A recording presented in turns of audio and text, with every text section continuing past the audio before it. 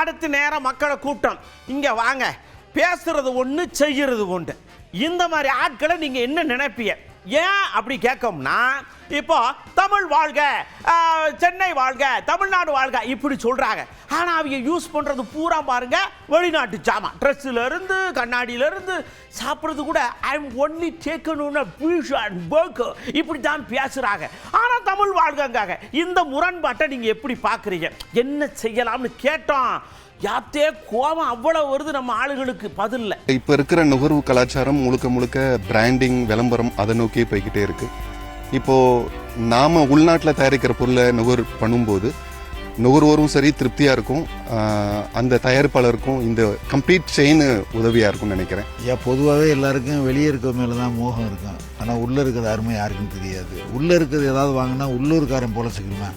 நம்மளோட வாய்ப்பு அதிகரிக்கும் போது பழைய இதை மறந்துடுறாங்க, நம்மளோட வாழ்வாதாரத்தை மறந்துடுறாங்க. வெளிநாட்டு பொருள் நாடி போறாங்கன்னா எல்லாமே இப்போ லேட்டஸ்ட். என்னைக்கு இந்த டச் செல் எல்லாம் வந்துச்சோ விளம்பரத்தை பார்த்து மக்கள் நிறைய கெட்டு போறாங்க.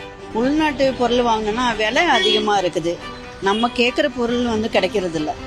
நம்ம போய் ஒரு கடையில் கேட்டோமா அந்த பொருளை அதிகமாக விலை சொல்கிறாங்க. விலை குறைவாக இருக்கிறத தான் பயன்படுத்துறத வெளிநாட்டு பொருளை வாங்குறாங்க. விவசாய பொருள் நம்ம நாட்டில் உற்பத்தி பண்ணுற விவசாய பொருள் நம்ம மார்க்கெட்டுக்கு எங்கே வருது? முக்காய்ச்சி பார்த்தோம்னா வாய்க்காலையும் வரப்புலையும் தான் கொட்டிட்டு போகிறாங்க. அந்த அளவுக்கு விலையை மலிவாக வாங்கிட்டு நம்ம விவசாயிகளுக்கான சப்போர்ட் நம்மளே பண்ணுறதில்ல. ஆன்லைன் வியாபாரம் அப்படிங்கிற பேரில் நம்மளோட உள்ளூர் வியாபாரிகளோட அனைத்து வியாபாரத்தையும் நம்ம நாசமாக்கி கொண்டிருக்கிறோம். அதே சமயம் இன்னைக்கு உலகமயமாயிடுச்சு. நம்ம பொருள் வெளிநாடுகளில் விற்பனை ஆகுது, வெளிநாட்டு பொருட்கள் நம்ம நாட்டிலையும் விற்பனை ஆகுது. அதை முழுமையாக நம்மளால் தவிர்க்க முடியாது. ஃபாரின் பொருள் பார்த்தீங்கன்னா ஒவ்வொரு பொருள் நல்லா இருக்குது, விலை கம்மியாக இருக்குது, அதனால ஃபாரின் பொருளை உபயோகப்படுத்துவேன். ஒரு எக்ஸாம்பிள் சொல்லணும்னா ஆப்பிள் எடுத்துக்கோங்களேன், அது உள்நாட்டு பொருளாம். ஏன் உள்நாட்டு பொருள் இருக்குது, அது கூட வாங்கலாம்.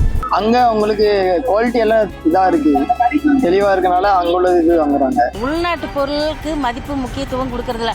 அதுக்கு அரசு முன் வந்து உள்நாட்டு பொருளுக்கு முக்கியத்துவம் தர மாதிரி நம்ம அதை கொண்டு வரணும். இன்னைக்கு உலக அளவில் இருக்கக்கூடிய பிரச்சனைகளை வைத்து பார்க்கும் பொழுது நம்மளோட தற்சார்பு பொருளாதாரம்ங்கிறது ரொம்ப முக்கியம்.